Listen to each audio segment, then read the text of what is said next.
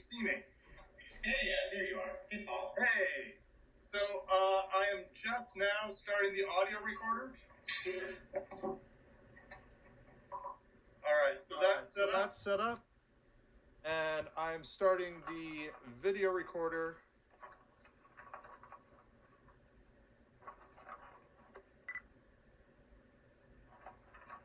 And I'm just making sure that it's recording. Okay. So, hello. One of the things that you wrote about was sort of your first primitive idea of simulation theory as a kid. Yeah. Yeah, can you describe what that was like? Can I do one thing before that? Yeah. Because this is going to set the tenor for everything. Please. Okay, I was in a class when I was in college. I went to the University of Missouri, Columbia. This was in the early 90s. And a teacher was in front of the class, and the teacher said, something interesting about the brain is that we actually can map what we think about the human nervous system by the highest level of technology of the day. So, for example, when the aqueducts were big, people thought that humors controlled the body, that different liquids would come in and teach you or make you feel a different way. And then whenever the telegraph came, then all of a sudden we thought that, well, these are nerve impulses that go down sort of like wires. And then she said, now we know that the brain is a computer. And I raised my hand. I said, because that's our highest level of technology. And she said, no, the brain is a computer. And I didn't do that well in the class. But the thing is, so when we talk about simulation theory, we right now are living in a time where, you have the PS4, PSVR, I'm a Sony brand whore, so I apologize for not throwing out other things.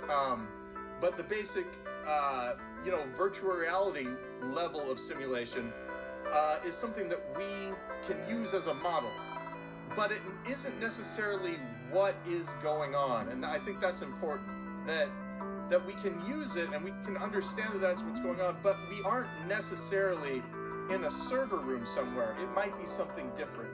If you run into a thing in the world that you don't understand, your brain is going to go, okay, maybe this is what this is. And as technology gets more advanced, we'll have better ways of describing it. So everything that I describe here, keep in mind, I'm a 21st century guy. That's how my brain works. If you're watching this in the future, we aren't dumb. It's just that we don't have the tools that you have to think of this stuff.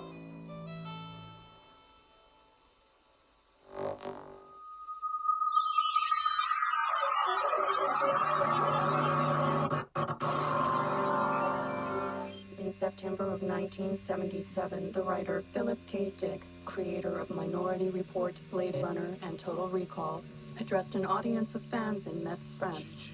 They expected a talk about science fiction, but his lecture explored religion and philosophy as well. To him, all three subjects were deeply interconnected.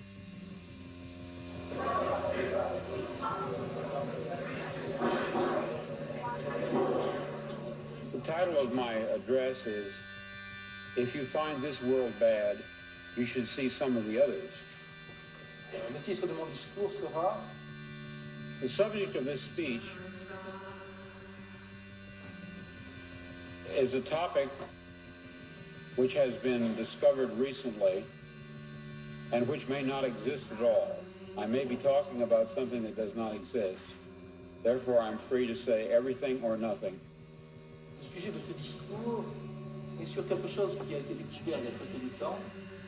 We are living in a computer-programmed reality, and the only clue we have to it is when some variable is changed and some alteration in our reality occurs. Philip K. Dick's belief that we were living in a digitally created artificial world sounded like madness in 1977. But then, in 1999, The Matrix introduced simulation theory to the wider world.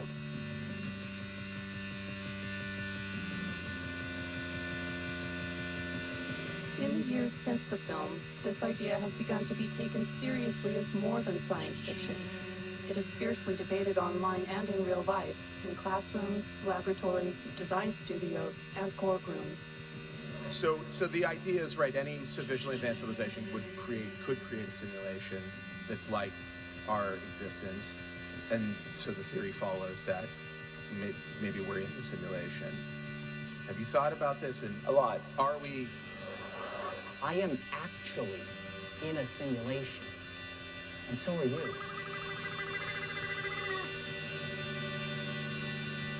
Are we living in simulation? I find it hard to argue against that possibility. If all of this is some kind of informational process running in some machine, the machine is not in this universe, it's somewhere else, and this universe is a consequence of its running.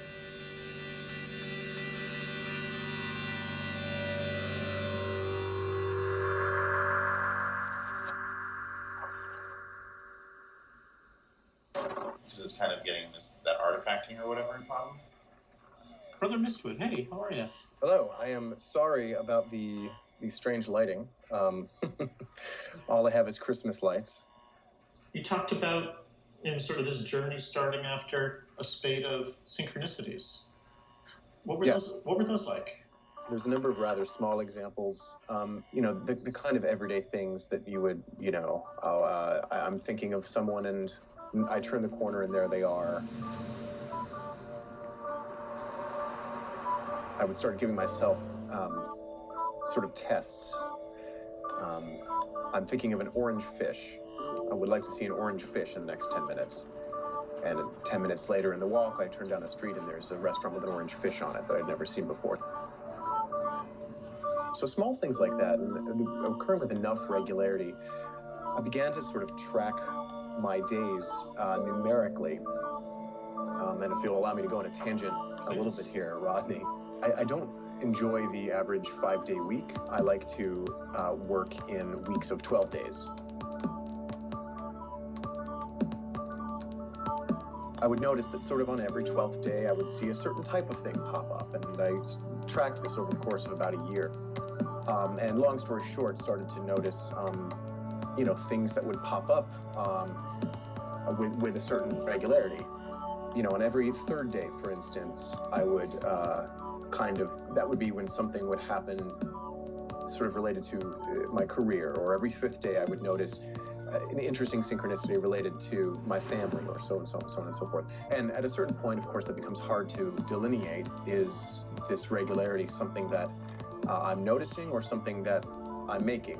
Is it a Schrodinger type of situation where just by virtue of staring at this thing, it becomes something that it's not? One of the big things was that I would go to a lot of places with my parents, and they would be empty. Or very few people. Like a shopping mall with not a lot of people in there. Driving down the road and never seeing another car. Things like that. This is because I moved from Pontiac, Illinois, which is, had more people, to Dorsey, Illinois, which had like 500 people. Our nearest neighbor was a quarter of a mile down the road and all that. So I didn't interact with a lot of people. And one of the things that I thought, again, this is in my little, I moved there when I was in like second grade. In my little brain, I was like, aha, this is a great way of saving time and money because they won't need to have as many people.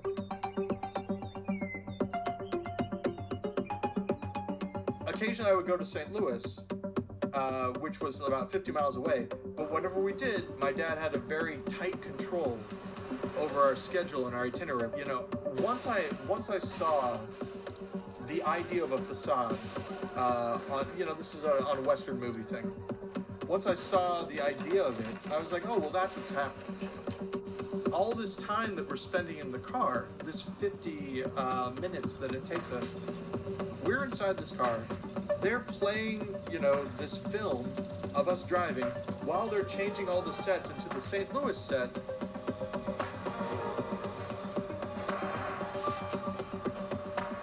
But I'm not going to get to go and see everything because my dad is going to be there to make sure that we hit the points that we're supposed to hit, and then we get back in the car and we go.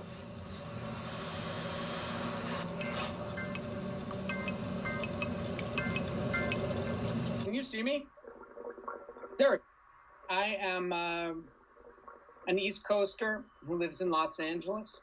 I have an electrical engineering degree from Harvard. I'm an entrepreneur, and I've also I've got Crohn's disease, and it all plays into to the simulation.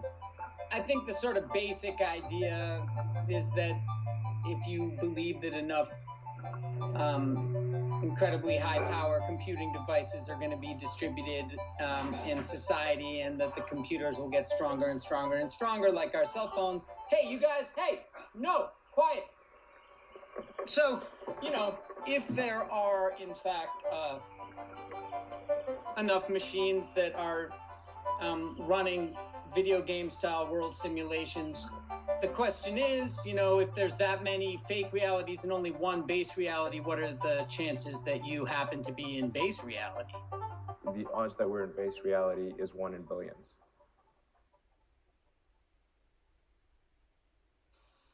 The most influential statistics-based look at simulation theory was a 2003 article by Oxford professor Nick Bostrom. It was titled, "Are You Living in a Computer Simulation?" Well, I was at the time a kind of postdoctoral fellow at Yale University. The ideas in some vague form had been with me for quite some time that amounted to something more than just an idle speculation. And so I wrote that up and published that in Philosophical Quarterly. And it immediately, evoked a huge amount of interest, and has continued to be a huge amount of interest. It seems to come in waves every year or two. Some new set of people discover it for the first time. So I make a distinction between the simulation hypothesis, which is the hypothesis that we are literally in a computer simulation engineered by some advanced civilization, and the simulation argument. And it uses some simple probability theory, but the basic idea can be quite easily grasped, which is that at least one of 3 propositions is true.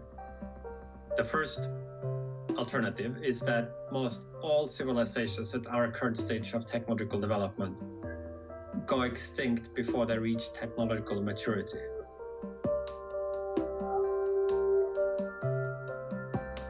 The second alternative is that there is a very strong convergence among virtually all technologically mature civilizations, in that they all lose interest in creating simulations of this kind. They all lose interest in creating access to simulations.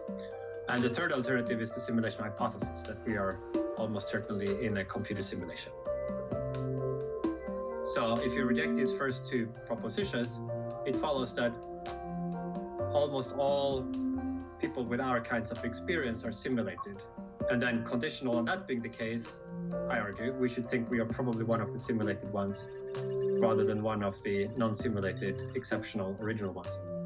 Personally, for me, it's all about probabilities. I'm someone that thinks in terms of probabilities anyways. And I've just found in my life that there's lots of low probability outcomes happen again and again and again and again.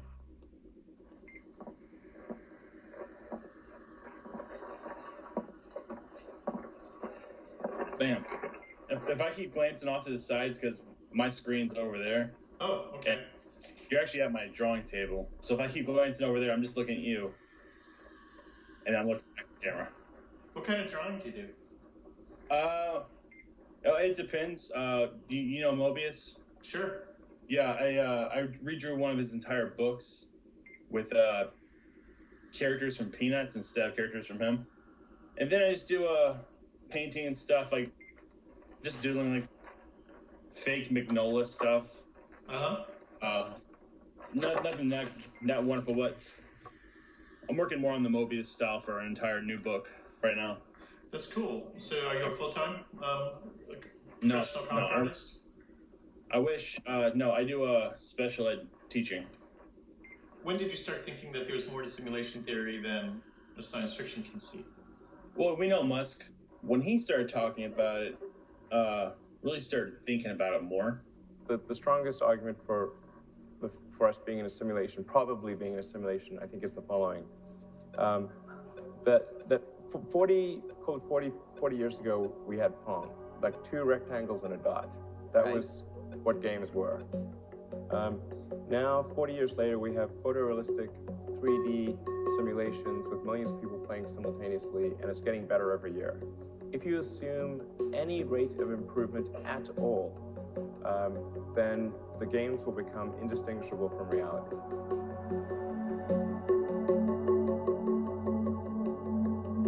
I think that triggered me to really think hard about it.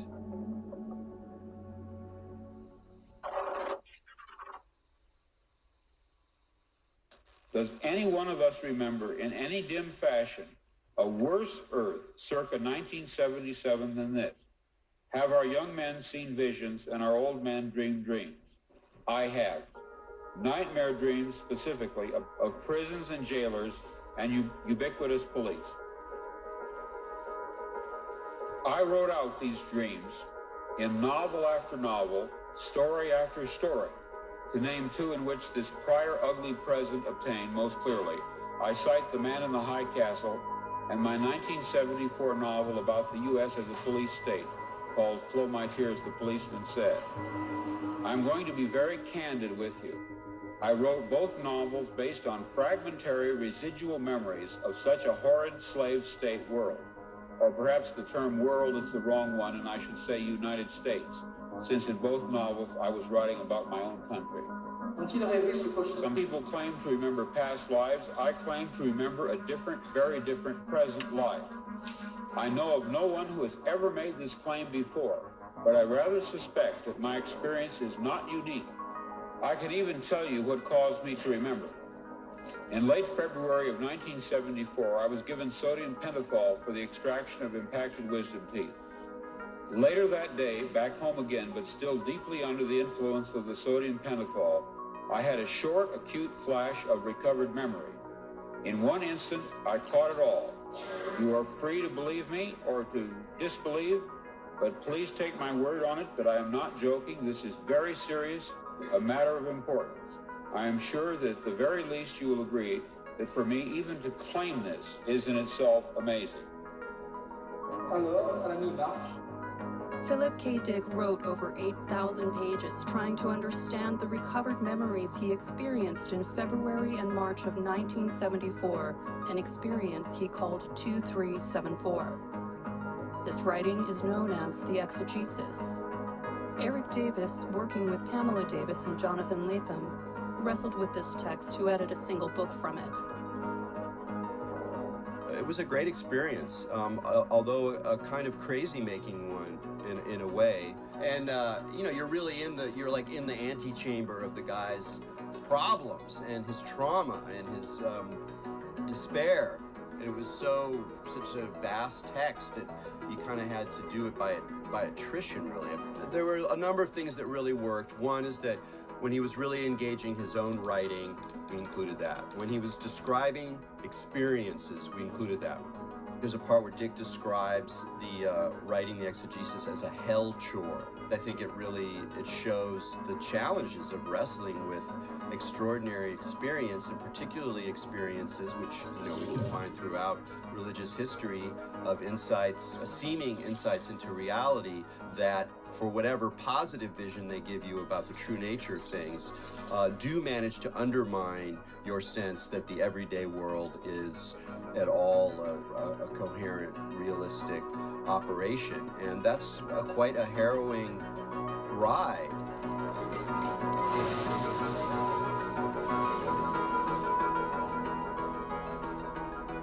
I could probably put together a list of all the various small synchronicities that kept popping up, but they were just, so mundane, but there's so many of them that eventually I took one of these, a particularly auspicious day, I guess, for myself, and decided I was going to do a sensory deprivation tank, which is not something I had done before, but it was just,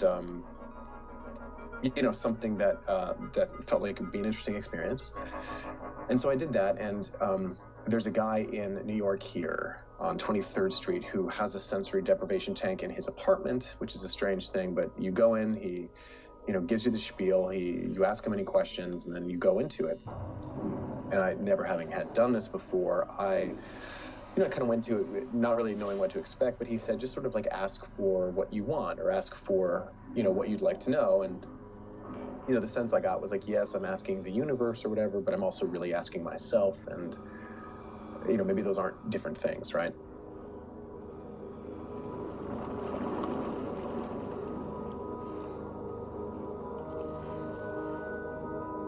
The first few minutes were very, I was very aware of where I was, but after a few more minutes, I sort of stopped sensing my body. I could now hear my eyelids. I could actually hear what I thought might be my nervous system. I kind of, in that state, had come out and said, listen, I get the sense that you're trying to tell me something. I'm not sure I even knew who the you was I was talking to. I don't know if it was the universe or I am also an ordained minister, so I was raised with that. So there is, there's a God part of it for me. So sort of ask, like, come out and do what it is you'd like to say.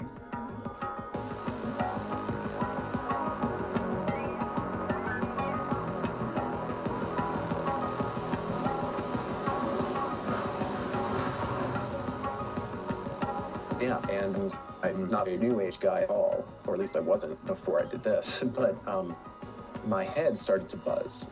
My forehead just started to violent, pounding, swirling buzz that I felt like I opened up, and I just became aware, like, okay, I am not a body at all. I am the code. I am a string of letters and numbers and acids and so forth, and I knew this, of course, from DNA, but more than that, it means, nothing on me is real. And nothing on anyone is real. I'm a pattern, I'm a code constantly replicating itself, and I'm a vibration, and that's what it is. Got out of the tank, and I started talking to the guy.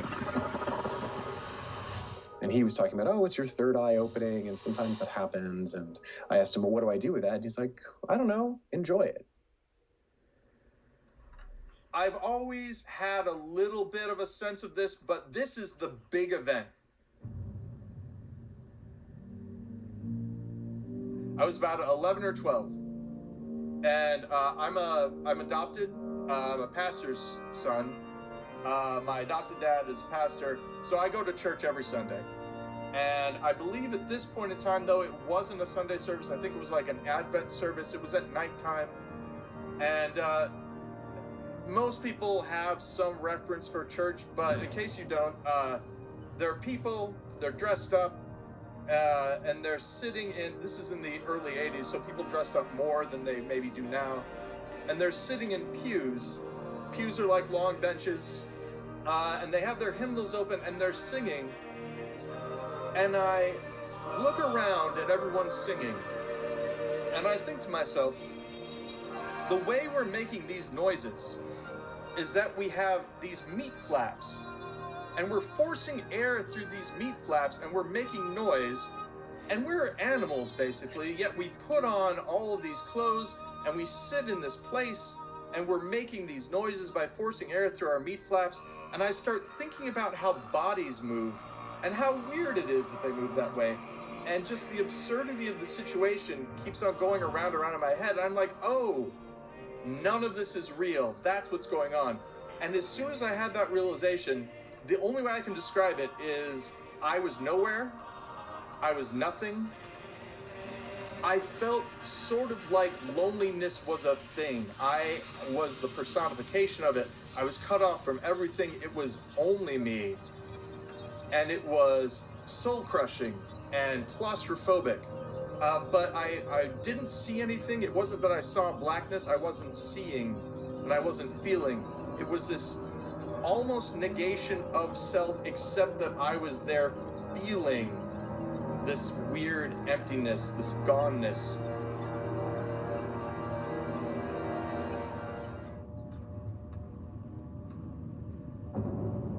My entire life I'm living with family, and I'm real used to it, specifically my brother. And then I go off. The parents are always like, we're 18, we're kicking you out. but I kind of beat them to the punch because like the day after graduation, I was out of town. I had moved away. I didn't come back for years. But during that time, I was just alone. You know, I lived with a friend, but I didn't have my brother with me. And all we would do for like 2 straight years is just play video games. I worked at a Chili's, and I would always come home. We would do stupid things like play Guitar Hero for 2 straight days, or we would get a game and do it from front to back, and then just go back in and just beat it again. All the time, video games for years and years, and it's literally all I did. Didn't draw, didn't do anything.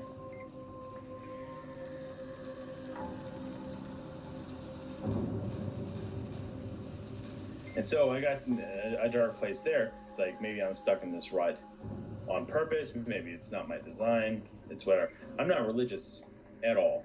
But how do I reconcile feeling like I'm in a rut, though? Like a pre-programmed rut. I have to go the science route. And the only really blending of religion and science there would probably be a simulation theory, to be honest with you. When I had that first experience in the church, the analogy that I use is like, let's say that your grandpa has a favorite radio, and he listens to it all the time and all that, and one day you decide to take that radio apart, and you're looking at all the pieces, and hey, I took this apart, and then you realize you can't put it back together again. That's the feeling that I had when I was in that sort of null state, if you will. And in my mind, that is what's outside of the simulation.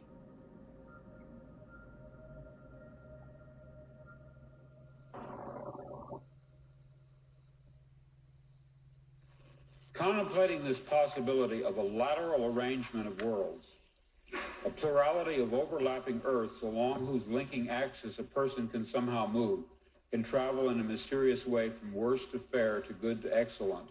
Contemplating this in theological terms, perhaps we could say that herewith we suddenly decipher the elliptical utterances which Christ expressed regarding the kingdom of God, specifically where it is located. He seems to have given contradictory and puzzling answers. But just suppose for an instant, that the cause of the perplexity lay not in any desire on his part to baffle or to hide, but in the inadequacy of the question. My kingdom is not of this world, he is reported to have said. The kingdom is within you, or possibly it is among you. It was his mission to teach his disciples the secret of crossing along this orthogonal path. He did not merely report what lay there, he taught the method of getting there. But, tragically, the secret was lost. The enemy, the Roman authority, crushed it. When I saw Star Wars this morning, I thought to myself, déjà vu.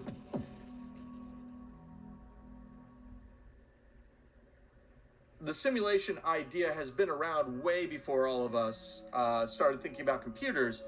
The concept of people standing at the pearly gates and looking at their lives, right?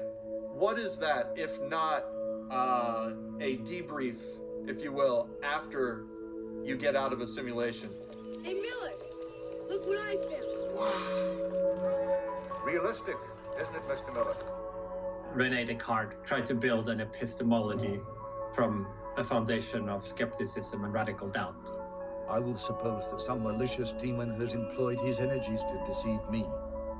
I shall think that the sky, the air, the earth, and all external things are merely the delusions which he has devised to ensnare my judgment. I shall consider myself as not having hands or flesh or senses, but is falsely believing that I have all these things. A slightly more modern version of the same idea is the brain in a vat, where again, you try to challenge the philosopher to prove that the external world exists and that he or she is not a brain in a vat in some mad scientist laboratory being kind of fed inputs that mimic what the external world would have done.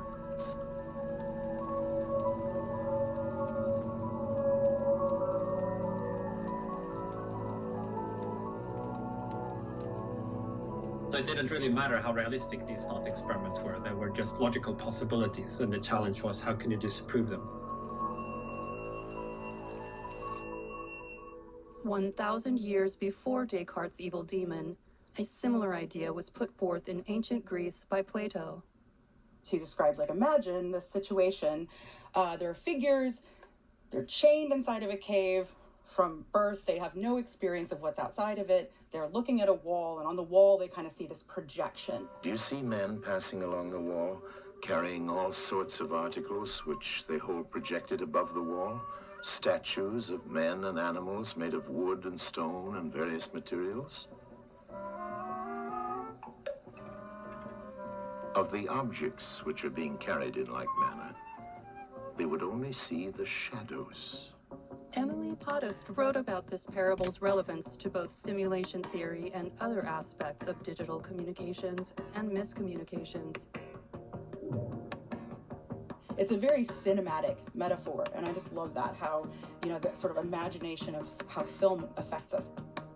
And just like there's like that lossiness between what is really happening and what perception shows us, there's sort of lossiness between what media shows us and what the real world outside of that media representation is.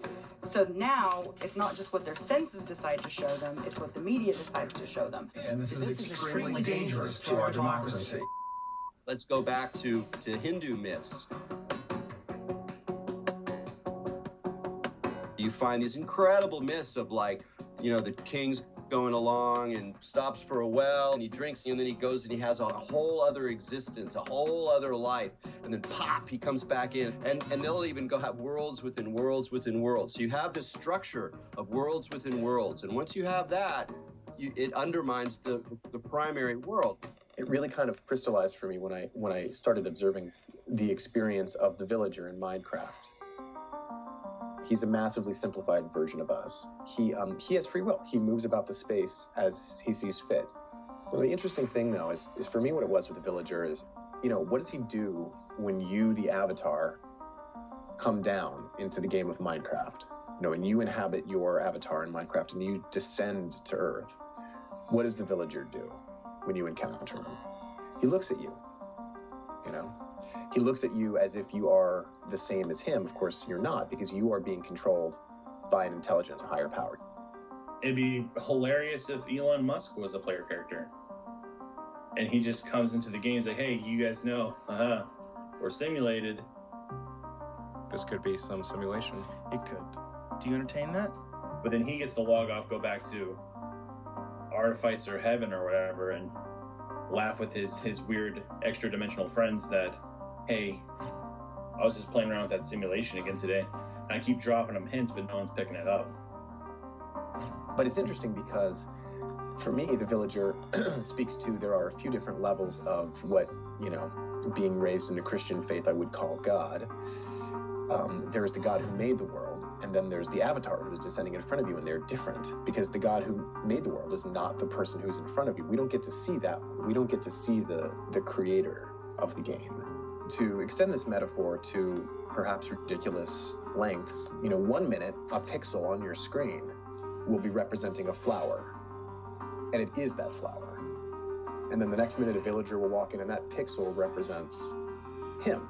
That pixel is part of him. It doesn't take much to think about, like, well, if I just extrapolate that to 3 dimensions, it's the same as atoms and cells. You know, one year, this cell is part of me, and then tomorrow it'll flake off and it'll be part of something else, and every 7 years our cells replace themselves anyway. Artist Chris Ware was so struck by the implications of Minecraft that he created this cover illustration for The New Yorker. Video game itself captures this sort of sense of, I don't know, more than anything, just like death. Whenever I play it with my daughter, I feel like we're dead and we're flying around looking at the world or something. It's the only experience I've had that kind of closely approximates what I imagine a disembodied consciousness might experience or something. I don't know how else to really put it. We build these peculiar sculptures. She built giant, you know, is a relative term when you're talking digital and unreality, but giant sculptures of myself and my wife amidst kind of like golden farmhouses, and that then would go underground, and train lines or minecart lines that would go underground and connect between the landscape that kind of pre-existed. But now she's 14, so she's kind of passed beyond, but now she's in this sort of Baroque phase where she and some of her friends now have gone back to Minecraft and are now looking at their worlds that they made in their pre-adolescence and kind of revisiting them and listening to the music again and getting all tearful. So it's a 14-year-old nostalgia for a lost world of innocence or something. I guess when she's 40 and I'm 85 or whatever and downloaded onto a flash drive, we can continue to visit.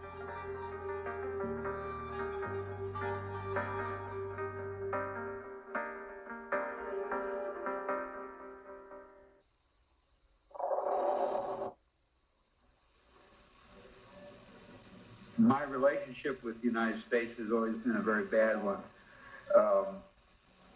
It has always seemed to me that I was about to be arrested by the American police for some obscure reason. And perhaps that's because of reading Kafka's The Trial. That book influenced me very much, you know, where someone is arrested for a crime and he's never told what crime he has committed. When I was a kid, and one of the things that I really keyed into was adults at the time would repeat things over and over again. For instance, Newsweek magazine, my dad used to get it all the time. And we'd be sitting around the dinner table, and he'd say, well, you know, and then he'd say word for word a sentence that was read from the Newsweek magazine. So it was like the magazine programmed him to say that thing. This wasn't an original thought that he had. And that's really where it started, I guess. You know, in my, like, early childhood, the concept that the people that I was dealing with were, I used the term chemical robots at the time, but the concept that they weren't actually conscious. They had these repeated behaviors that they would do over and over again. In his paper, Nick Bostrom defined a simulation of the entire mental history of mankind as an ancestor simulation when estimating the amount of computing power one might need. Does the idea of ancestor simulations suggest that we're retracing the steps of the genuine society that created the simulation? Well, that's one possibility. There could also be all kinds of variations, ranging from complete fantasy worlds that bear no resemblance to anything that existed in physical reality to variations of history. All of that is conceptually possible. But an ancestor simulation that I talk about in the paper, which is to consider the type of simulation where the simulators would be creating very detailed simulations of people like their historical predecessors. Maybe not exactly the same people, but the same kind of people. Back when I was 9 or 10, I used to joke about with my brothers and sister that people would just go home and just like sit down and stare at walls when no one was watching. You know, they would just like, you know, go home and T-pose effectively in their private spaces when they weren't seen, because they would just deactivate their programming, I guess. I used to joke about that, but that idea ran with me a lot when I was older. And it kind of became a little horrifying that these people I'd be talking to, since nobody was watching, the program would stop working.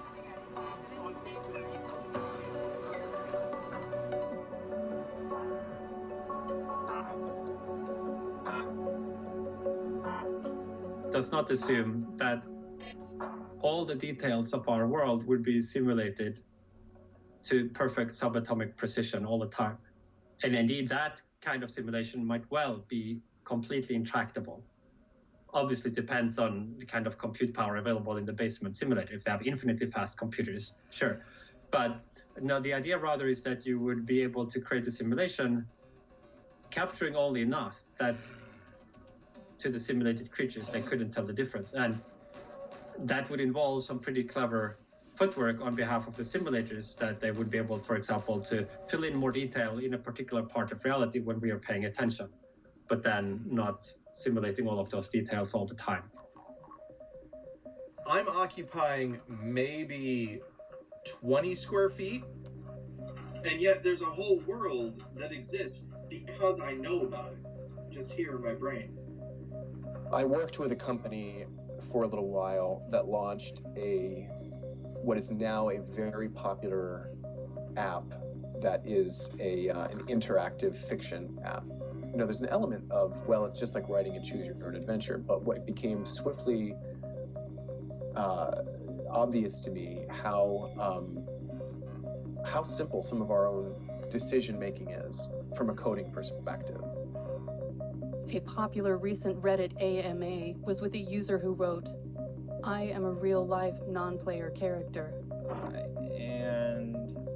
All right, we're all good. So, a NPC is a non-player character that you will normally see in a video game. They're usually the people that aren't controlled by the player of the video game. They are the characters that were kind of programmed in there. It's kind of like talking to a person in real life, but they only have a set amount of things that they can say. Hey, buddy, got a dead cat in there or what? And you only have a specific lines that you can say back to it in response. I can only imagine if I was really a gamer how I would experience social interaction. But even as a non-game player, I sometimes find myself, dealing with non-player characters. I work at a grocery store, and I have a specific list of things that I need to accomplish when greeting a customer and checking out their items.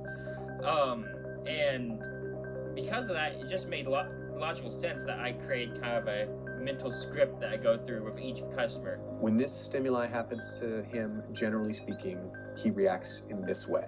It's not terribly different from the code that tells the chickens of Minecraft what to do, or the turtles in Mario Brothers, or the mosquitoes of Maine. They're all kind of operating on the same principles. If this, then that. If not, then don't. It's not too much of a leap to think that consciousness may mean we are being inhabited by some sort of player type intelligence. The reason everyone loves to be like, oh, small world, is because it is actually, there just isn't enough processing power to render 7 billion consciousnesses. There are not 7 billion consciousnesses. Yeah, there might be 7 billion in the general algorithm of how many people are on Earth, but when you start talking to people, there's probably like a couple 100,000 AIs that are serving as the substrate for the, people experience that everyone's having on Earth. So when you find that the same people are 6 degrees of separation, it's not a surprise at all. In fact, it's a flaw in the system. And that's just a limit of the actual processing power of the machine that the sim's running on. Well, have you ever encountered a non-player character? I mean, you encounter them all the time when you're walking down the street and you don't interact with people. Like, it's just like any video game. There's much less processing power being attributed to the automatons. But once you start interacting, then something has to actually serve as the intelligence behind that so-called, human. Society is rapidly secularizing. Religion is completely falling apart. And there's elements of that are wonderful. I think religion plays an overly restrictive role in people's lives too often. Certainly the religion I was raised in does. But I do know people from my childhood in a fairly evangelical Christian world who, wanted to, would have committed violent acts if only God, if only God wouldn't punish them for it. Now, why it takes God to do that as opposed to one's own honor and self-worth and love for the neighbor, I don't know. But that was the case, right? I believe that this thought that we're living in a simulation, I think that is going to just increase in popularity. And for people who are content to see both sides of an argument and that doesn't split our heads in two, You know, for people who are content to see shades of gray, I think that's a fine idea, because we don't, you know, it doesn't change anything about my daily life necessarily, and it shouldn't. So if I'm a simulation, okay. So if I was created by a creator god, okay. So if I'm a random sparking of cells, okay, fine. It doesn't change much about how I am living day to day. But there's a lot of people with very absolutist mindsets, and I think once you tell them, hey, you're a simulation, the nihilistic side of humanity, their first reaction will be then, well, it doesn't matter what I do to anyone else, because I know that I'm real and I feel it, but if there's no proof that they're real, you know, then what's the point of laws? What's the point of all this, you know?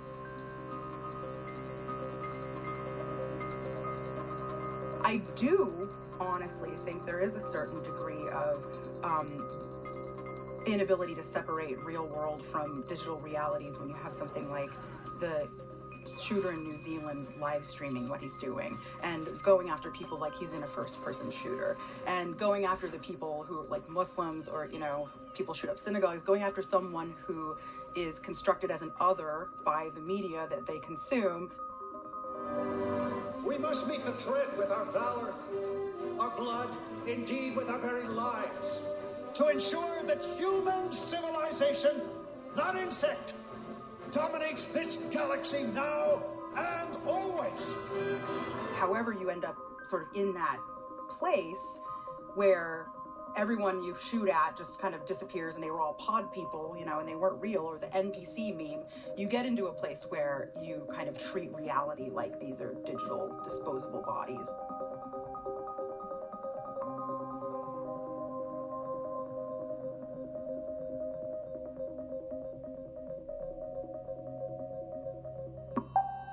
And so one guy might plug in, he's Kanye West. One person might plug in, and he's, instead of doing that, he's Michael Phelps. They plug in and they play and they stay at the top level in some way that they can, doing different exploits. But then you have people who log in. They used to play a lot and they were really good, but then they unplugged and they didn't come back for years and years. And so the reflection in our reality would be a celebrity that is who was really good and then just fell from grace and never really came back. I can't name a specific celebrity here, plus I don't want to throw that into your film. But anyway, so they would do something. They would go totally, like, they'd be going straight, and all of a sudden they'll be doing something that's totally perpendicular to their normal behavior patterns. Because in a video game, you're doing it well. Then all of a sudden you just get bored and you start doing something totally different. And I've done that myself in video. I'm playing Grand Theft Auto, and you know, you have millions and millions of dollars, and all of a sudden it's like, yeah, okay, I think I'm going to hold up in this apartment building to see how many police I can get to try to kill me. You know, they kind of just go for something crazy.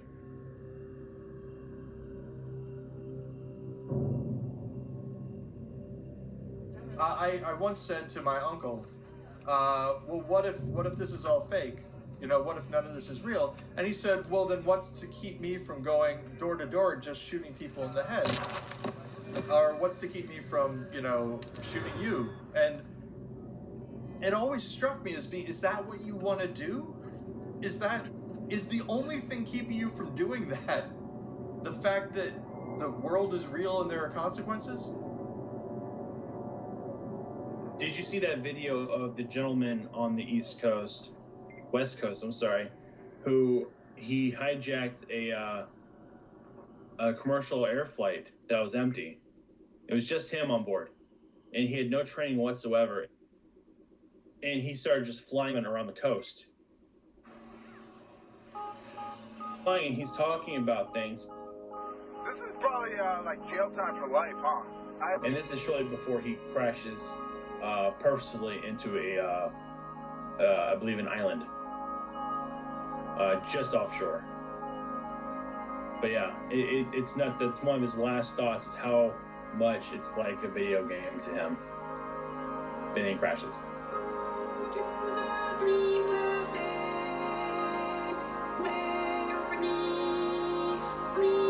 But yeah, there is a dark side. There's people out there who are going to be chaotic about it.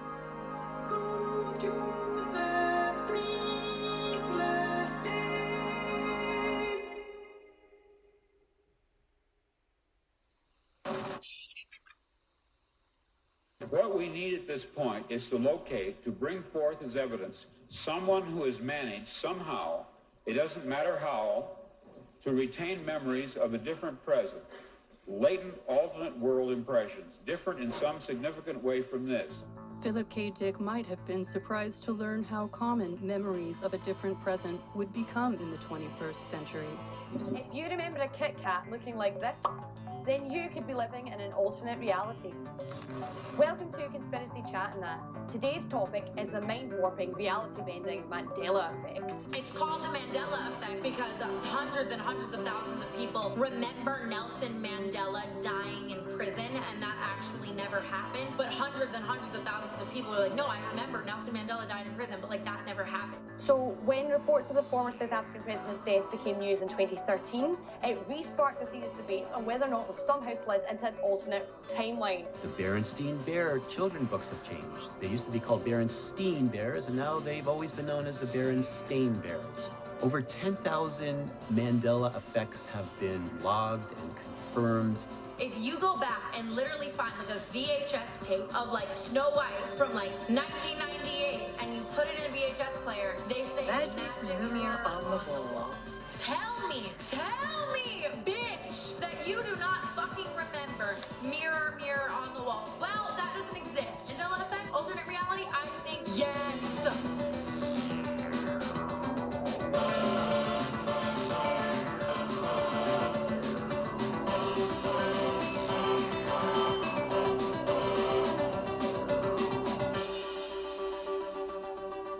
When I was young, I lived in Mexico.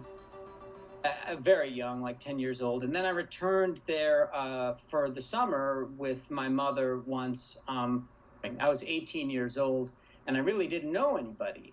I finally get a call from some friends of friends. These guys picked me up, and they're in a 1970 Jeep Wagoneer, big old machine. It immediately becomes clear that they've been drinking because they say, hey, help yourself to a beer. And I look in the back of the Wagoneer, and there's all these empties rolling around, and couldn't find a seatbelt, and I just said, all right, fuck it. I opened a beer. Then we were driving down a major street in a city called Cuernavaca.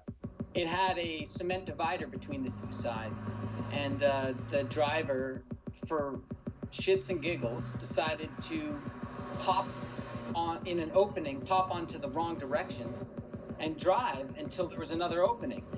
So we were driving against traffic in the wrong side, and no cars, we didn't get in an accident. So that was the first near miss, but I don't count that. And so we headed off. We went to a liquor store, they bought some more liquor.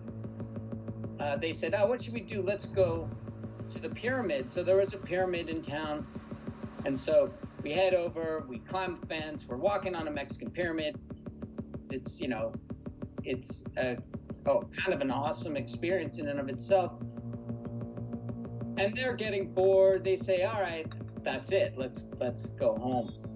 When we get back in the Wagoneer, and in Mexico at that time of year, this was summer, they have monsoons last, 5 minutes. Now the road's completely wet, and these guys are drunk, and I'm sitting in the back seat. The driver says to the passenger, hey, man, why don't you take the wheel for a second? And I'm sitting in the back, and I'm like, yeah, that's the worst idea I've ever heard. But it's too late, right? It's too late. And he grabs the wheel, and the car hits the side of the road right away, but hits the curb and slides. So it hits one side of the street and slides in the other direction, hits another curb and flies through the air, probably about 1,000 feet through the air, and lands on the roof.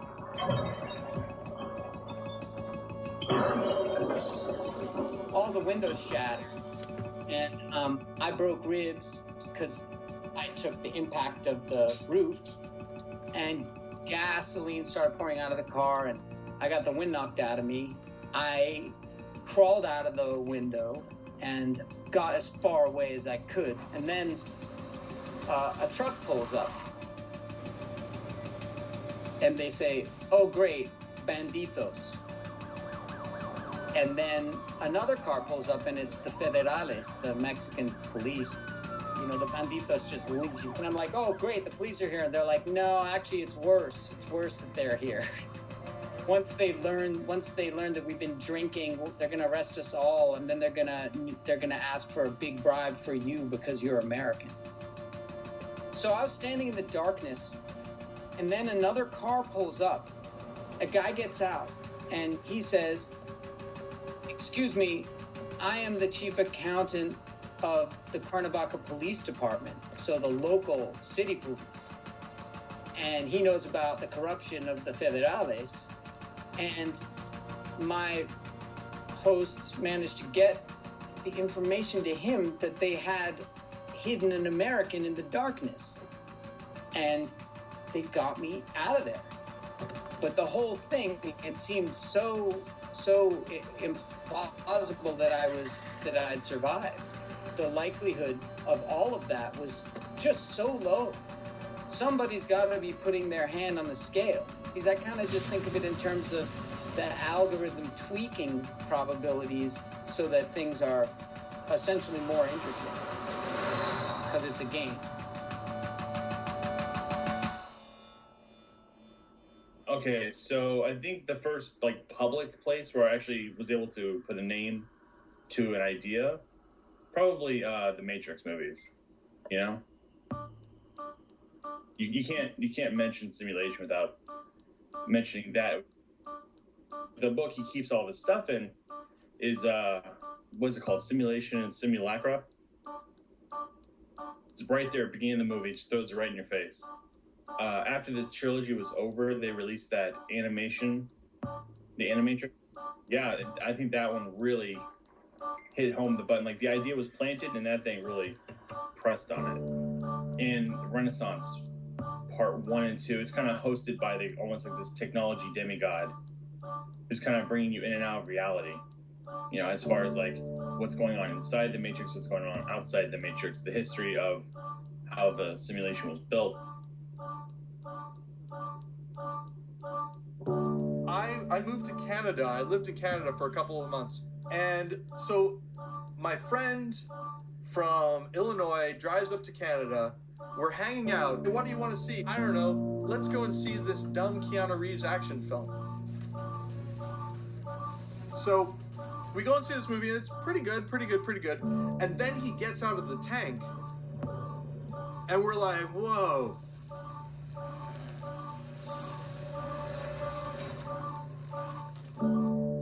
Joshua Cook was a Virginia high school student when he heard about the film. I was riding in a car on the way home, and a friend of mine was in the car. Get in. She mentioned this movie Matrix that people were going crazy over. People were going to the movie theaters 15 times in a row to see it, and then people were getting obsessed about it, raving about it. Oh man, you gotta see it! Like they've never seen anything like it, and the graphics, you know. And then I heard them say something about black trench coat and stuff, and that really hit me for a few reasons. One is I had already had a fascination and obsession really with the black trench coat because of the movie The Crow, which was like my first movie obsession. So I went to the Blockbuster video store, and from the very beginning of the movie, it had my attention, and it had kind of like a rough, aggressive, Rob Zombie, heavy metal theme to it. It's the Matrix, the soundtrack that makes you go, whoa. See, I thought about the structure of the whole thing, like what would it be structurally? And an idea came to my mind of what it would look like. I don't think it's a system of people and pods somewhere else. I think it's something completely different than that. I don't know. When I think about it, I think of like a giant brilliant white marble hallway, right? And then there's like a pedestal in the center and this giant black sphere. And that black sphere to these people in this reality, that's effectively a computer, you know? No, that computer is running. There could be a little art museum card next to it. It says universe, whatever. And they just see what happens out of that black mass of, stars and clouds and deep down people like us. And then going from that model, you wonder, okay, is it important to them? Are we a very special case that the entire reality is focused on? So they're trying to figure out what the point of life is, and so they just keep rewriting the universe. I think what they want us to do is improve upon the simulation that they've already made. And this was where we get into GANs. I don't know if that's how you pronounce them, but GANS? Generative Adversarial Networks. Basically, the idea is that you have two AIs, and they're competing with each other. AI number one is the forger. It wants to make pictures of human beings that look like human beings, enough to fool someone. And then you have another one that's the inspector. The inspector's job is to tell the difference between fake pictures of people and actual pictures of people. And the two of them just run at each other. Boom, boom, boom, trying to fail, trying to win, all that. Until eventually, you and I look at the pictures and they look real to us because they've gone through all these iterations. But what are people, if not generative adversarial networks? Cop tries to solve crime. Criminal tries to beat cop. Kill you. Idiot! You made me. Hacker tries to hack a system. Programmer tries to fix a system. Audience gets jaded with this type of media. So somebody new comes along and tries to make something better. We're constantly getting back and forth at each other. If you look at social media, maybe this is why we're always arguing, because we exist specifically to refine and hone things. In the end, what do we want to create if not another simulation?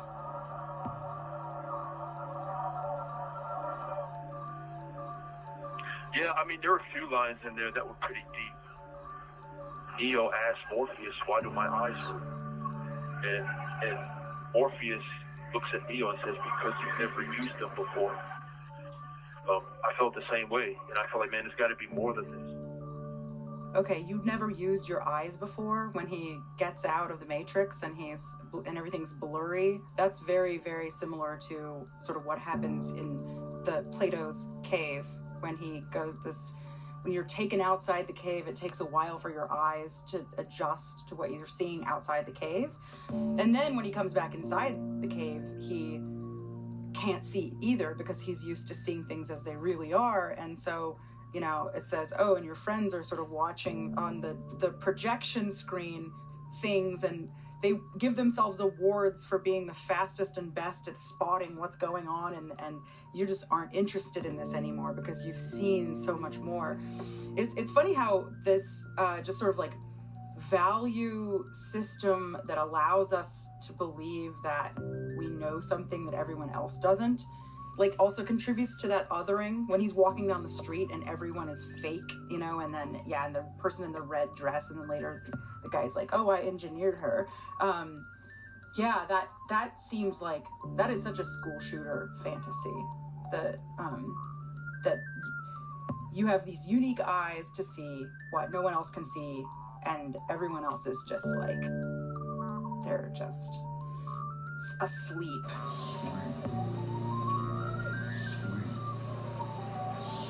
Having told you my story about when I was a kid, I went to a store in the mall near my house. It was called Hot Topic. I don't know if you've ever heard of it. And they had all kind of goth wear, black clothes, black everything. There was a line of trench coats hanging on a rack in the corner of the store. And I was with my sister, Tiffany, and I made a beeline straight for the trench coats, you know. I ran to them, and I grabbed one, and I held it to my chest real tight, like it was like my girlfriend or something. It was, you know, it was bad. My sister's looking at me like, what are you doing? Whenever I would be going through something really bad, whether it was being bullied at school or whether it was being abused at home, I could escape. I could leave the room. I could escape, put the black trench coat on, it was like the trench coat was like a living, breathing organism to me. You know, it made me feel, when I put it on, it made me feel strong.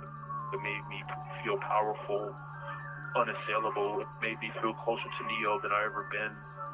I would wear the trench coat to the mall mainly. I would walk around the mall just all day with the Matrix music on my headphones. I had the soundtrack was in my CD player, and people would see me coming and they would just kind of back away, you know, and I had this sick thrill of wearing it. So being Neo was that I felt for a long time it actually saved me, but until a certain point. You know, everything that's really happened with me has kind of been a dichotomy, sometimes a paradox. I probably watched the Matrix movie. I don't know exactly, but I know it was hundreds of times.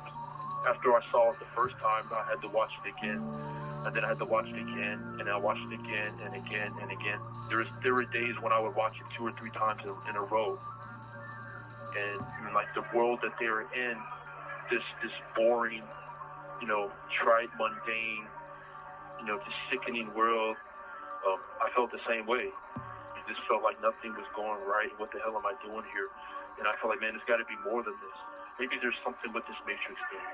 Maybe it's real. Maybe it's not so fake after all. You know, who knows?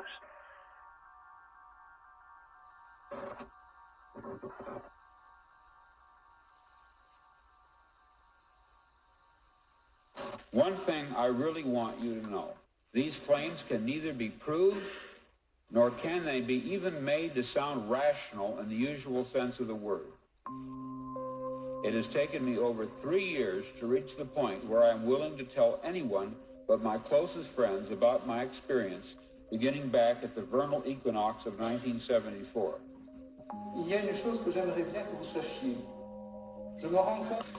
One of the reasons motivating me to speak about it publicly at last, to openly make this claim, is a recent encounter I have undergone, which, by the way, bears a strange resemblance to Hawthorne Abinson's experience in my novel The Man in the High Castle with the woman Juliana Frink.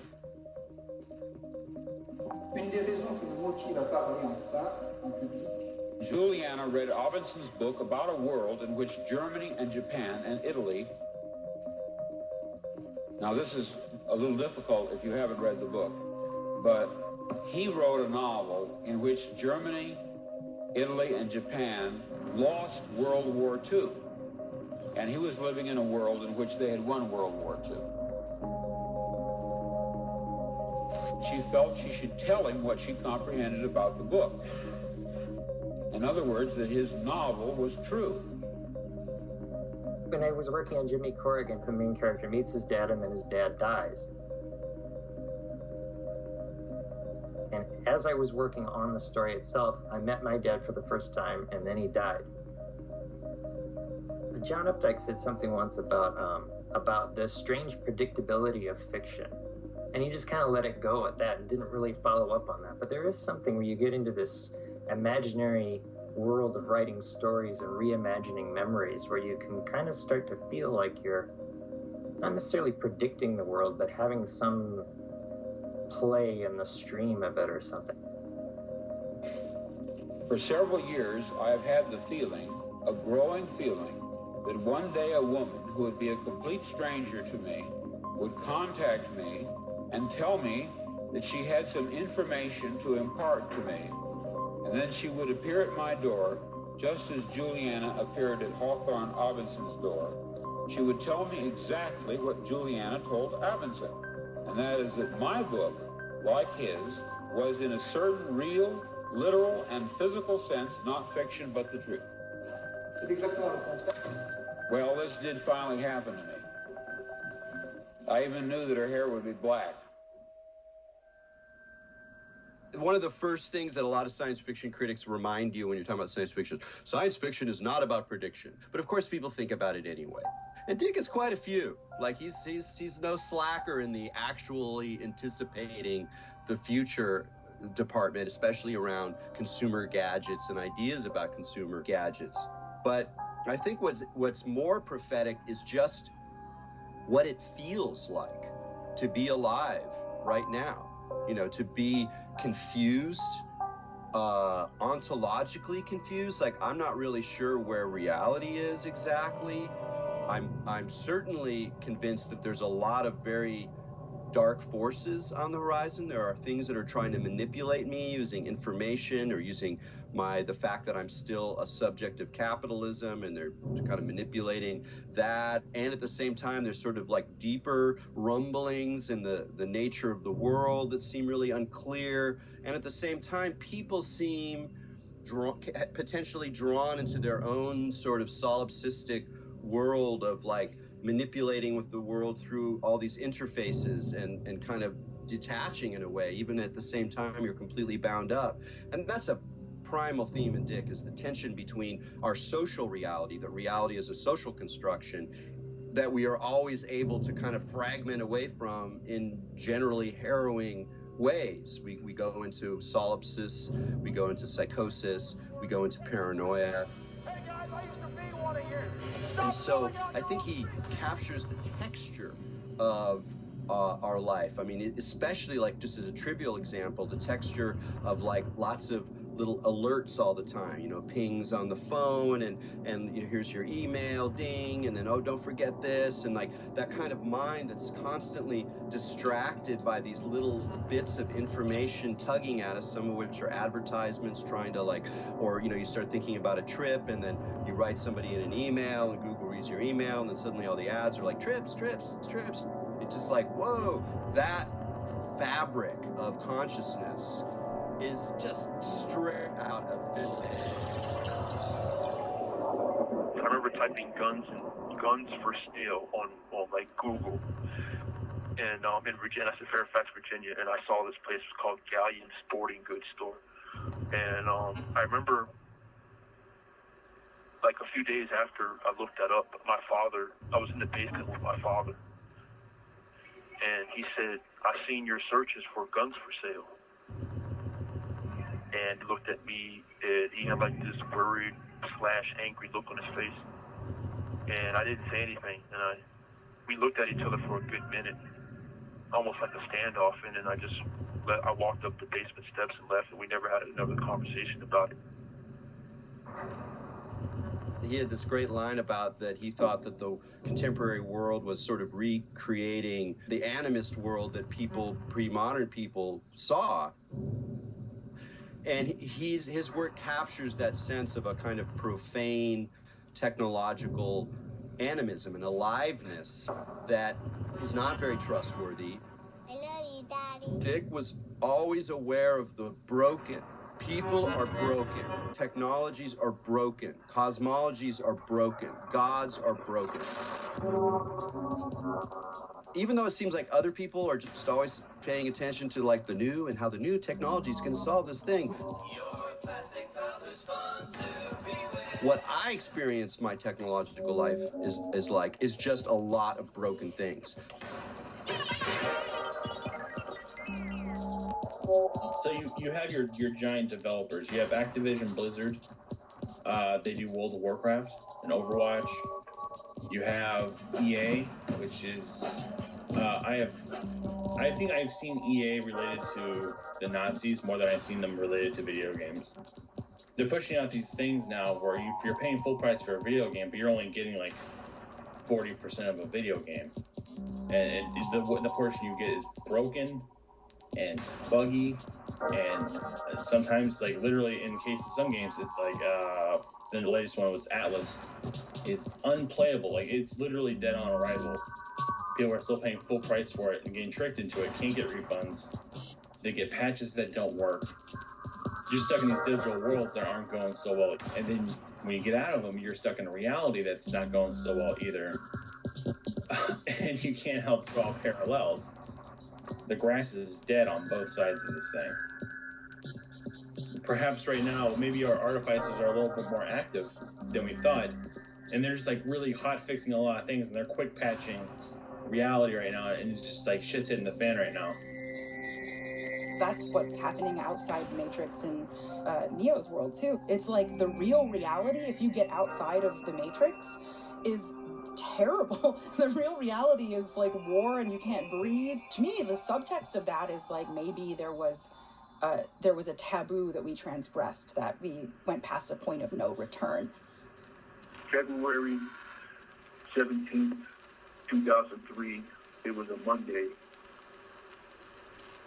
I woke up, there was a whole lot of snow outside from a recent blizzard we had just had.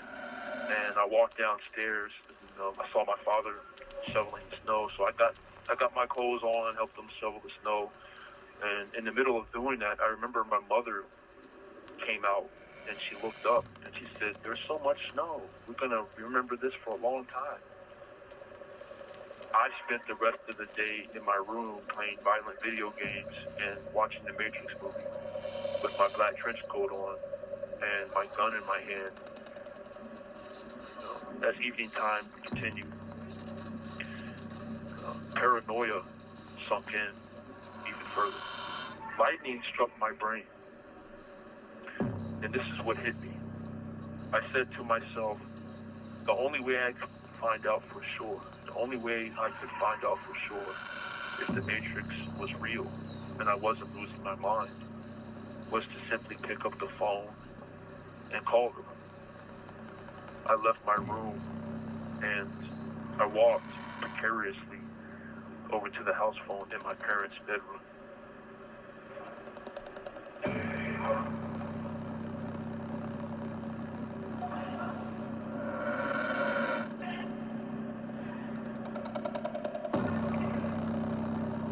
I slowly picked the phone up off the hook, and then, taking a deep, nervous breath, I spoke those powerful words, his words, the final words of Neo.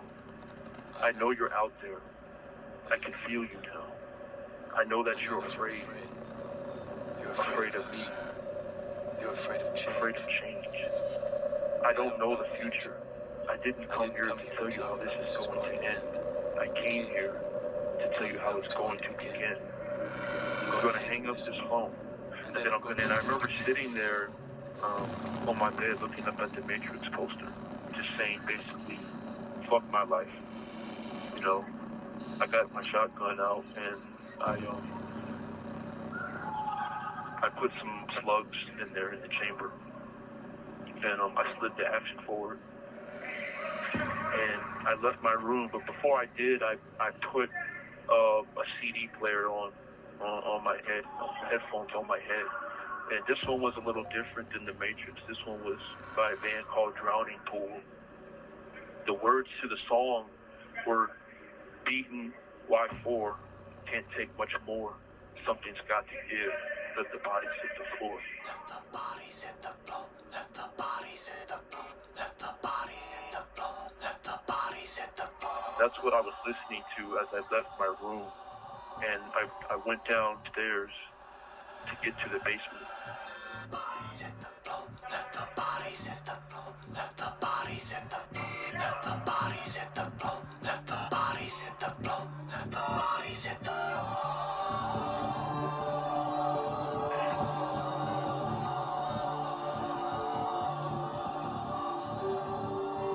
And remember when I got to the bottom of the basement stairs, I saw my mother was sitting there at the computer with a smile on her face.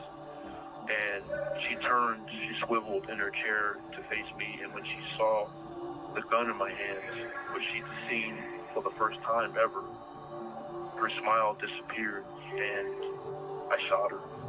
I shot her in the chest.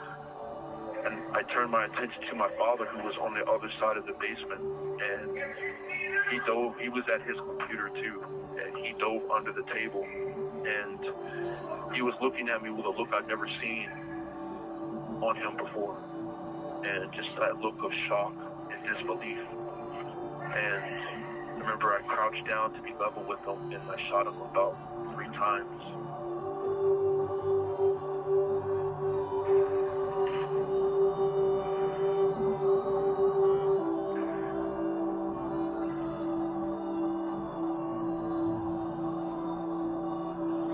I went upstairs to reload, and when I came back down, I still had my headphones on. The words that were coursing through my ears were skin against skin, blood and bone.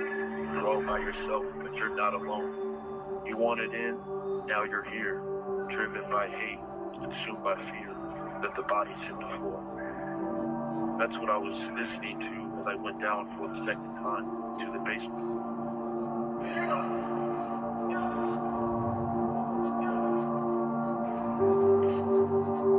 I was standing at the top of the basement staircase, and my mother was standing at the bottom of the staircase, holding her chest as she bled out. And I lifted the gun up, and I aimed it at her face. She looked up at me, and she said, Joshua? She said, what did you do? And she looked, and she kept looking at me for a minute, and she said, you wouldn't. And I pulled the trigger. When I pulled the trigger and her face exploded, you know, half of her face, her eye and her face exploded out to the back of her head. And her flesh was just turned into like riblets, a bloody mess. And it messed me up really bad because it wasn't anything like I had seen on The Matrix. You know, real life was so much more horrific. It kind of jarred me. I was still pretty numb, but I remember it jarring me because it was different than what I thought of The Matrix. So I turned around and I went upstairs to get to the dining room. I picked up the phone in the kitchen, and my sister was on the phone. I didn't realize at the time that my sister was on the phone with my father at the exact moment that I killed him and my mother. She heard the whole thing, and I didn't realize it. So here I am. I got the phone in the kitchen, and I said, hello? And my sister said, Josh? And I said, Tiffany? I said, what are you doing there? And she said, Josh, where's Daddy? I want to talk to Daddy. You know, I said, hang up the phone, Tiffany. I got to call someone. And she did hang up, so I let the phone hang, and I went to, my father had a cell phone. I went to a cell phone. I went outside. I took a Coca-Cola out of the refrigerator, and I popped the top, and I started drinking it, and I called 911. When I hung the phone up, I got a call on my dad's phone from a friend of his, and my dad's friend said, hey Josh, is your dad there? And I said, he can't come to the phone right now. And he said, oh, okay, will you give him a message for me? Just tell him I called. He said, will you give him that message for me? And I said, sure. And he hung up the phone, I hung up the phone, and moments later, the police arrived at the driveway of my house with their guns drawn. About 5 or 6 of them with their guns drawn on me, and told me to get down on my knees. And of course, they arrested me.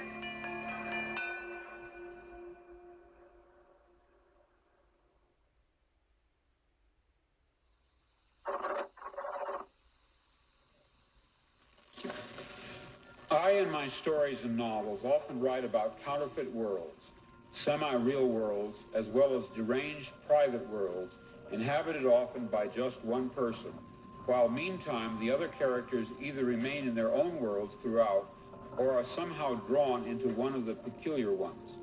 This theme occurs in the corpus of my 27 years of writing. At no time did I have a theoretical or conscious explanation for my preoccupation with these pluriform pseudo-worlds, but now I think I understand. What I was sensing was the manifold of partially actualized realities lying tangent to what evidently is the most actualized one, the one which the majority of us, by consensus gentium, agree on. The real nub of it, morally, ethically, even kind of cosmologically, is how we deal with each other. Like, okay, I'm in a simulation. Okay, I'm in a false phenomenal world. How do I deal with this person I'm in love with? How do I deal with this person who is my enemy? How do I deal with a dying parent? But if I have the hunch that this is a simulation and there are other people like me there who aren't just simulations, it puts weird pressure on my ethics. How do I deal with somebody else who's in a false world, but who's actually behind that avatar is someone like me that I really want to communicate with, fall in love with, bond together with. And that's really key to Phil Dick. Like, yeah, Phil Dick was kind of crazy. He had, you know, visions. He could never decide what they meant. He was neurotic and pathological and paranoid and all those things. But at the same time, constantly, throughout all of the texts, there's this very grounded empathy with people suffering under these false conditions. These very real portrayal, very sobering portrayals of human beings that are still, they have a heart. And that heart is what kind of keeps you going as you suffer these various nightmare scenarios that he throws your way, including the ultimate one of just not knowing. And I think that that's one of the ways that people get attracted to simulation hypothesis, is because it seems to maybe solve problems, but I think it just makes the problems even more, kind of poignant and in your face. So when I met my lawyers for the first time in Fairfax jail, they asked me about my crime, and I told them, I said, I did my thing just like Neo in the Matrix, like I was in virtual reality, and that really took them by surprise. They weren't expecting it. I also told them that the moment of my crime, I had also felt a tinge of remorse, because it was two strong things at the same time, that I was entering the world or exiting the world of the Matrix, and in their real life with what I did to my parents. My lawyers later went to my house, and they went upstairs to my room, and they saw my enormous Matrix movie poster on my wall. And they saw my black trench coat laying out on my bed, smoothed out on my bed. They saw my black boots, the ones like Neo wore. And they began to think that they may have an insanity defense. They said that I, quote, harbored a bona fide belief that I was living in the virtual world of the Matrix at the time of the murders. That was part of my defense. This isn't real. What is real? Which was later dubbed the Matrix defense.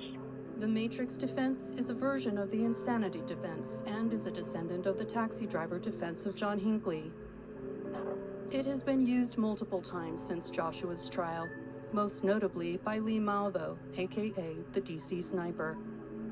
The doctor, the psychologist, Dr. Shostak, he diagnosed me with a form of schizophrenia called simple schizophrenia. And that's when he made the declaration that people are scarcely real to me and things like that. There were different events that happened in my life, different things I was feeling that were in a combination led up to me exploding. The abuse I had been suffering from my parents at home for many, many years. And then I had the bullying at school and the undiagnosed mental illness I had for years. And all of that together kind of formed a ticking time bomb in me. I call it the perfect storm, but by myself, I never made any excuses for my crime. And I just wanted to die, you know. It's like, just forget about all of this stuff, man, you know. And as a matter of fact, at the end of my sentencing hearing, I got to say a written statement to the judge out loud there. And there, I told her that I wasn't making excuses, and I deserved the death penalty. I deserved to die. And I think about what I did every day. I wish I could take it back, you know. Ultimately, Joshua decided not to pursue the Matrix defense and pled guilty. He was 19 years old when convicted. He is not due to be released until 2043. The Matrix movie has affected people in all sorts of different ways. It all depends on where you're coming from and the psychology of it. Mine is just kind of an extreme case. There are people out there today, maybe listening to this, that are going through the same things that I was. And it's just the whole reason why I'm even talking about this today, because I know I have a purpose, a calling in my life to try to reach them. Joshua wrote a book about his experience in hopes of reaching other troubled kids and stopping them from repeating his mistakes. Now that I'm in my mid-40s, I am actually finally able to deal with people as human beings. And you could think of it one way: if people are simulated, they're getting better and they're easier to relate to, but is it possible that I saw everyone as these sort of robotic humans walking around because I couldn't figure them out because of a problem with my brain? And that's the thing. I never want to get locked into the idea that this is all fake, if in fact the reason I thought it was fake is because it was an easier way for me to deal with the complexity of human existence. Loneliness and isolation and trauma play very heavily into the kinds of realities that people construct for themselves.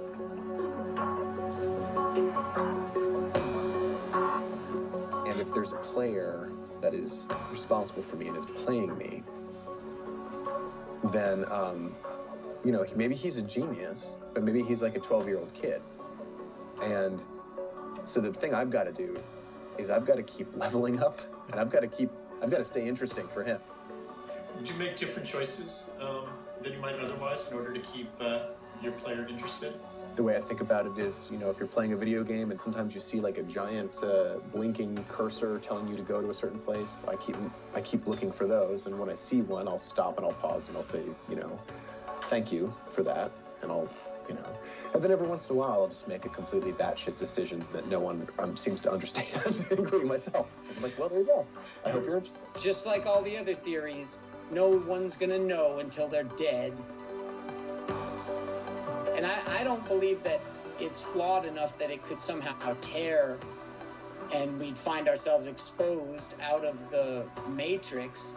I don't think that's how it works. I think that it's a solid system, and whatever it is ends when you die.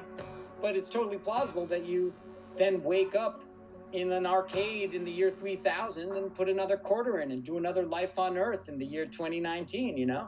There are these kind of fundamental metaphors about reality that we develop through being, you know, humans moving through time and space on a planet. So the metaphor of the journey, life is like a journey.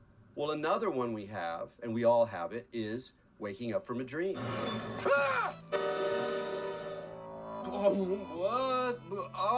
Oh, I'm in this world. And just that, not what the nature of this world was or the nature of that world is. We have this fundamental cognitive experience of shifting between ontological frames, sometimes quite abruptly, sometimes with intense emotions. And this is just stitched into us. So it's a fundamental hunch that we all have that the world is not what it seems. There's another world behind this world, or at the very least, this world is capable of falling apart. I don't know, just thinking about the simulation, does it excite you, or does it sometimes fill you with unease?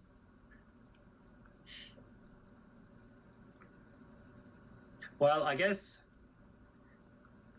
I've had the simulation argument for so long now that it's hard to sort of consider the counterfactual, because it's kind of become so much a part of the way I view the world, the simulation argument.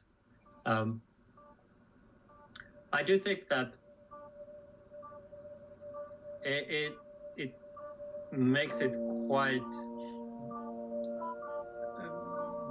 compelling that this very general notion that there are more things in heaven and on earth than are dreamt of in our philosophy. This sense that we are plausibly very, very limited in our understanding of what the heck is going on. We have made progress in that. Maybe we have figured out, like, you know, 6 of the 10 things you need to have figured out to really know what's going on. But the thing is that each of the remaining 4 things might so radically change the conclusions that until you get them all right, maybe you're like as lost as you would be if you only knew 1 or 0.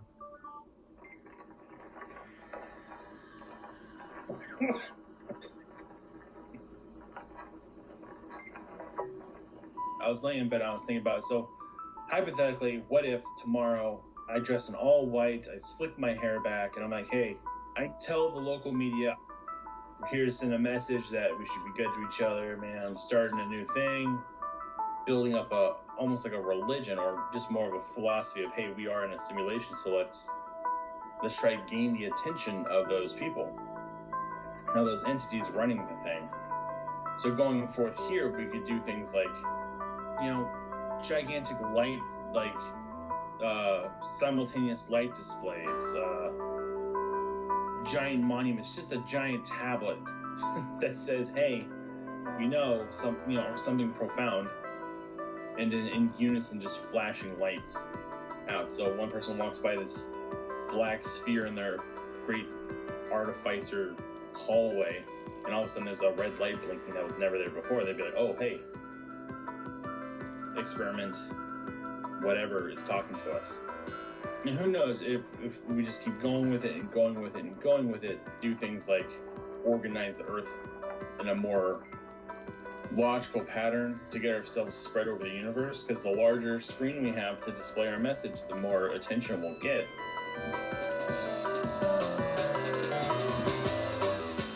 We're dreaming. Doug? Is it about Mars? Becoming a multi-planet species beats the hell out of being a single-planet species. And we get to like Star Wars levels of spread across the galaxy. Perhaps our science will progress enough where we can actually tap on that membrane between the universe and what's beyond it, and perhaps get a message out, an active message to an active listener. I don't like to fuss or moan, but if it weren't for you, I'd be all alone. It would be hilarious if we were something stupid, like, how computers are in everything? There's a computer. This is a vape tank. There's a computer in here. There's a microchip in here. But if we were something like one of the numerous computer devices that's been thrown into a basket somewhere because you have too much crap, that would suck, because then we would never be found. Maybe this whole project that you're doing, right, is the simulation sort of flirting with you, if you will. Like, it's going, hey, I'm going to go ahead and let you see a little bit what I've got going on under here, and I'm okay with it as long as you respect me. What if the simulation is like anesthesia? Imagine, if you will, that you're going through surgery, and all of a sudden somebody introduces something in your bloodstream that totally makes the anesthetic go away. Your chest cavity is open. There's somebody with their hand in, and they're trying to massage your heart, and all of a sudden you're back lucid, all the pain in the world and everything like that. You're gonna mess up that surgery by freaking out and flipping around and all that. Maybe that's what the simulation is, and by putting this project out there, we're messing up big time and gonna cause a lot of damage. The other option, though, maybe this is the key, if you will. Maybe this is a situation where the simulation is bad, we shouldn't be in it, and this is a failsafe. So the person watching this goes, oh, maybe that's what's happening with me. And maybe, who knows, they're in suspended animation somewhere. They're the ones who are supposed to pilot the ship. They're knocked out. They're not responsive. And so they create this movie for them to watch so that they start questioning reality and therefore get out of it.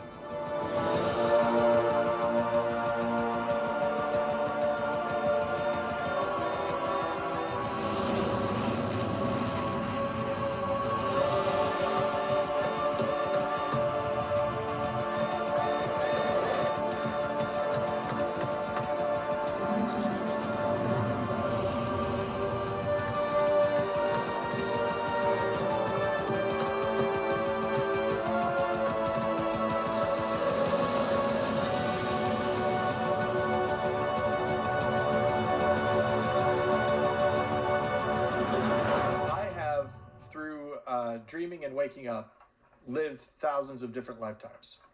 And so I'm not afraid of what happens when the simulation ends. I am certain that when I die, I will simply wake up somewhere else. How do I know? Because I remember doing it over and over and over again.